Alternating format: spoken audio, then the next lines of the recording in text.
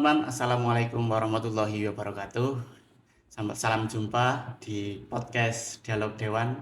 Kali ini saya telah bersama salah satu anggota Dewan dari fraksi PKB. Beliau juga seorang anggota Dewan dari anggota Komisi C dan sekaligus konten kreator dengan ribuan pengikut dan jutaan penonton. Siapa lagi kalau bukan Bapak Haji Wawan Prasetya SEM.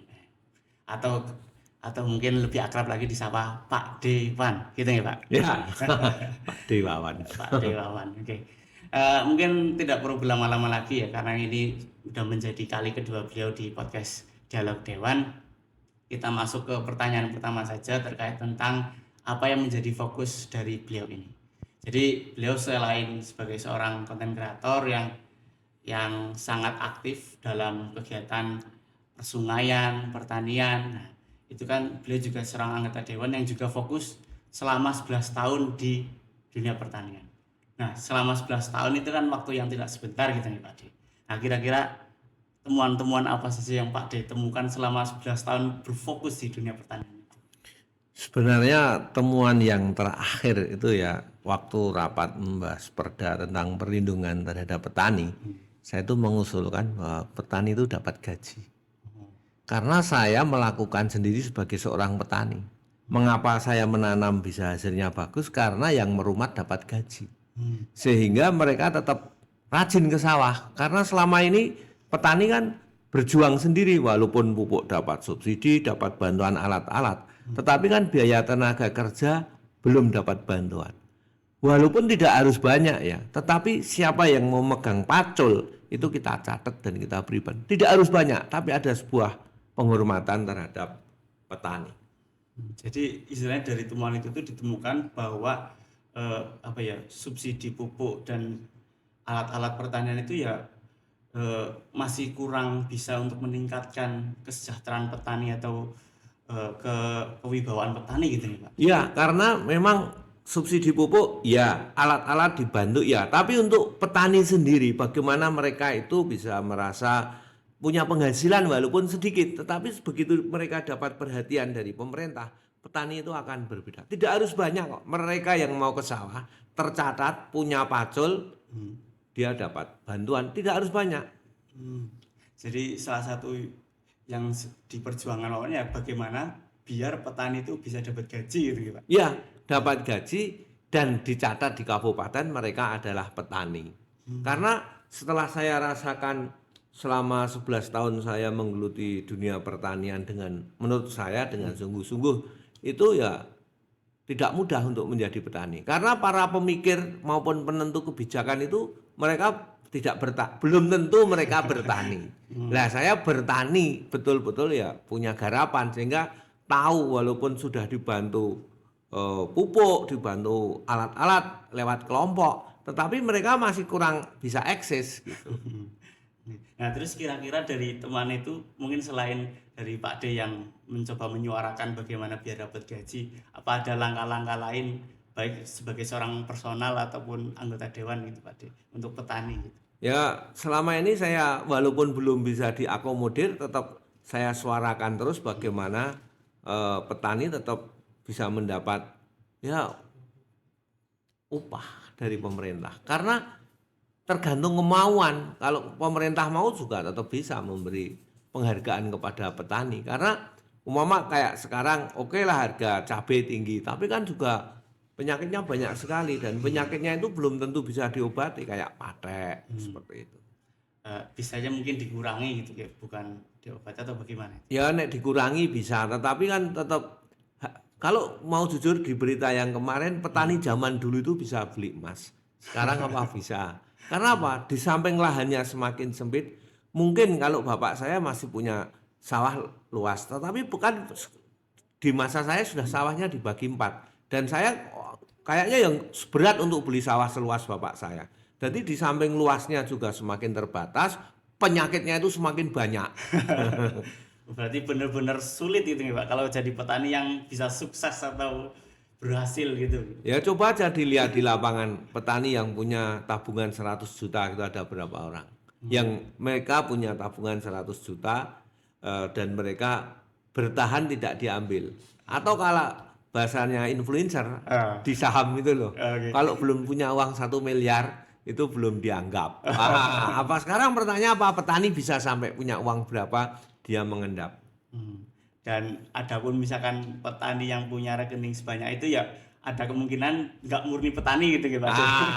Kalau yang nggak murni petani ya nggak usah dirempuk, wong mereka bukan petani murni kok. Tetapi petani yang murni itu sangat tidak mudah untuk bisa eksis di saat ini. Karena apa? Saya tahu betul saudara-saudara saya yang dulu dapat warisan banyak dari ibunya itu untuk menguliahkan anaknya saja cerita sama saya.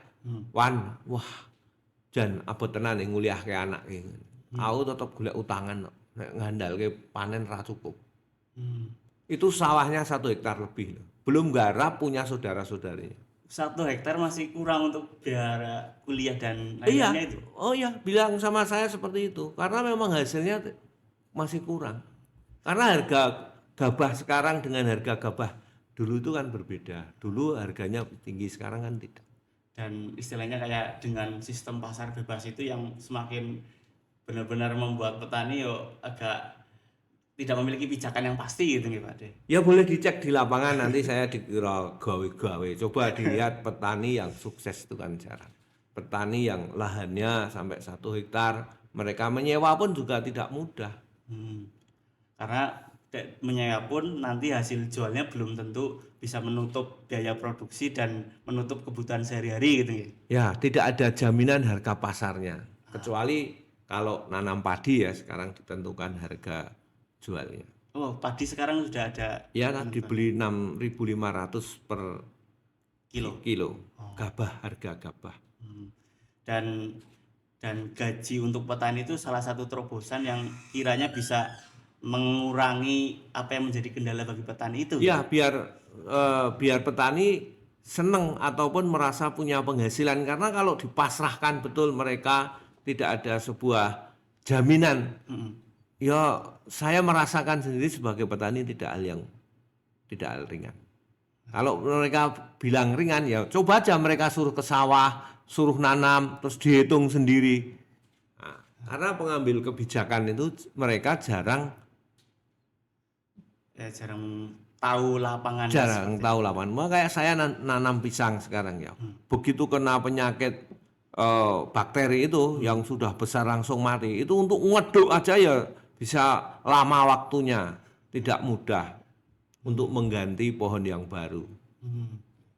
Jadi itulah juga kenapa kok anak muda zaman sekarang kurang berminat di dunia pertanian gitu Pak Dialto. Ya, saya tidak mengatakan seperti itu.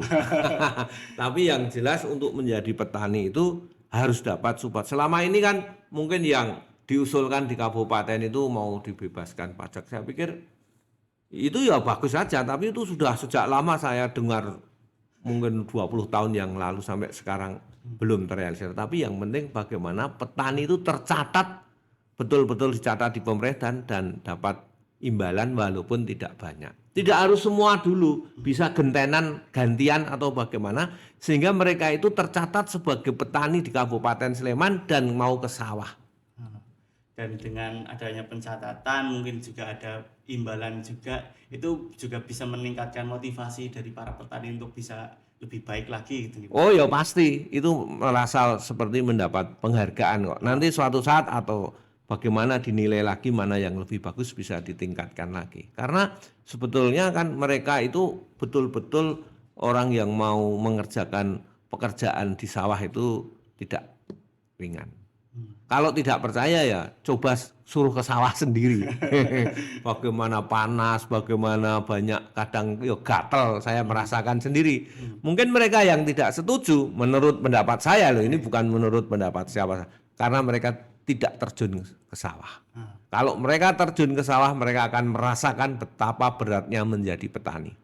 Dan istilahnya dengan begitu banyak perjuangan yang dilakukan supaya mendapatkan hasil panen yang bagus, hasil panen yang bagus itu ketika dijual juga masih belum bisa menjamin kesejahteraannya gitu nih Pak De. Ya, saya tidak akan mengatakan seperti itu tuh.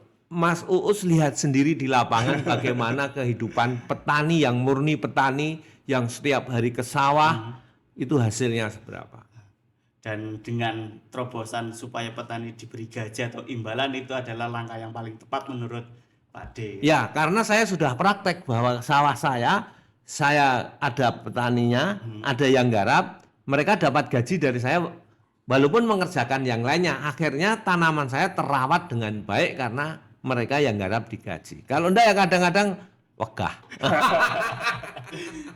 Oke Pak D, terakhir ingin pesan-pesan supaya apa yang menjadi perjuangan Pak D menggema di mana-mana. Petani harus sering dolan ke kantor dewan. Pak D harus sering dorong ke kantor dewan. Itu tadi podcast singkat kita bersama Pak D Wawan. Mungkin barangkali ada dari teman-teman ada yang ingin bertanya atau request topik-topik apa lagi, tinggal tulis saja di kolom komentar. Jangan lupa like, komen, dan share serta nyalakan lonceng notifikasi sehingga teman-teman tidak ketinggalan konten-konten menarik dari podcast Dialog Pak Dewan. Dari saya kurang lebih mohon maaf. Wassalamualaikum warahmatullahi wabarakatuh. See you.